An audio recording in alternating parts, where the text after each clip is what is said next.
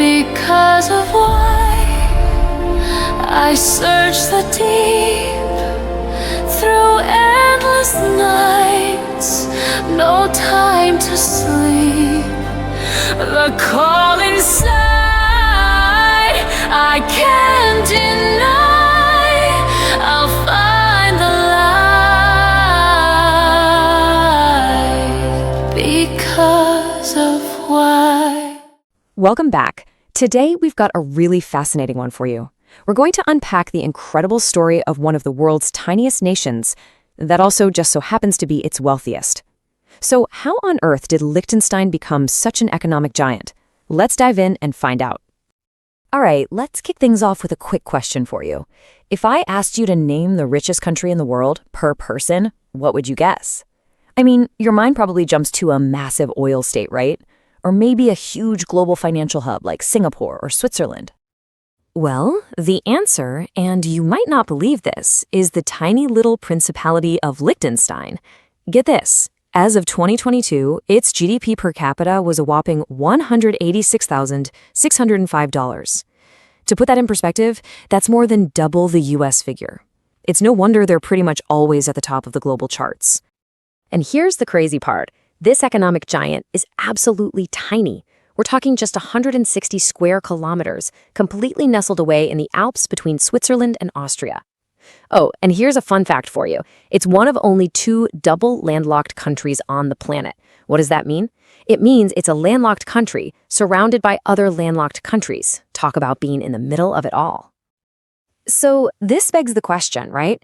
How does a country with a population of only around 40,000 people, that's smaller than a lot of towns, get so unbelievably rich?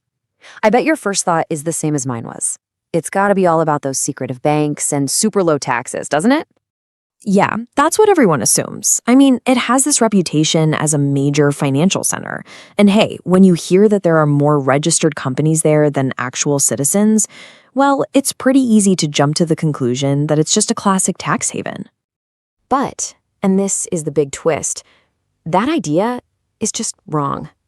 Not completely, but it's way off. Sure, the banking sector is important, but it is not the whole story. Honestly, it's not even close. To really get what makes Liechtenstein tick, we've got to rewind the clock. Let's go back to a time when the country was pretty much on the brink of total economic collapse.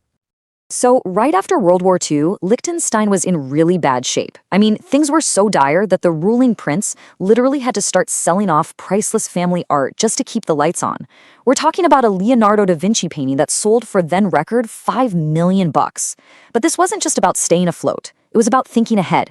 By the 1970s, the prince kicked off some super bold reforms, slashing corporate taxes and basically laying the foundation for the decades of incredible growth that followed. Okay, so those early reforms definitely set the stage. But they're what led to the biggest and most surprising part of Liechtenstein's economic story. And here it is. This is the chart that just completely flips that whole tax haven idea on its head. Look at this. In 2021, industry and manufacturing made up a massive 42% of the entire economy. And finance, just 11%. So the real story here isn't a tax haven with a few factories on the side. No, it's an industrial powerhouse that also has a handy financial sector. And when we say industry, please don't picture old-school smokestacks and grime. Liechtenstein specializes in super high-value, high-precision manufacturing.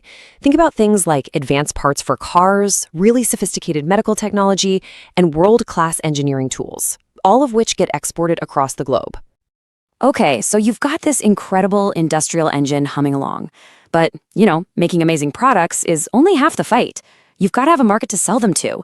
And for a tiny, double landlocked nation, well, that's a pretty big hurdle to clear. So what did they do? They pulled off a political masterstroke. In 1995, they joined something called the European Economic Area, the EEA for short. This move was basically like giving their entire economy a golden passport to the massive EU single market. And that changed everything.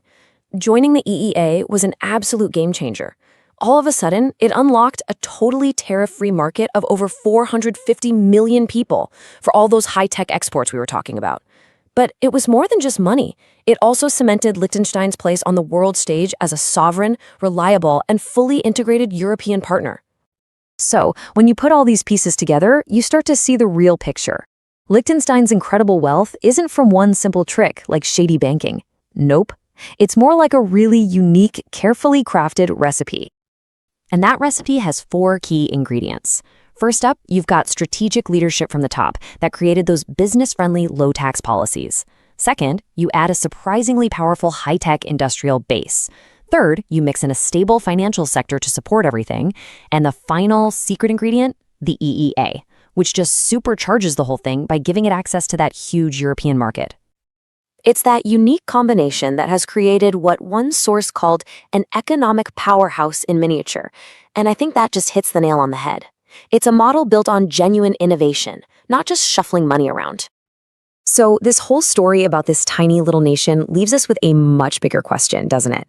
By totally defying expectations and focusing on creating real, tangible value, what can other small nations out there learn from this quiet, world-leading economy? I'd love to hear what you think. What part of this story surprised you the most? Was it the fact the prince had to sell a Da Vinci? Or that industry is so much bigger than finance? Drop your thoughts in the comments below. I'm really curious to see what you all think. Hey, thanks so much for hanging out with us to unpack this incredible story. If you enjoyed it, you know what to do. Hit that like button, maybe share it with a friend who'd find it interesting, and of course, subscribe for more deep dives like this one. We'll catch you on the next one.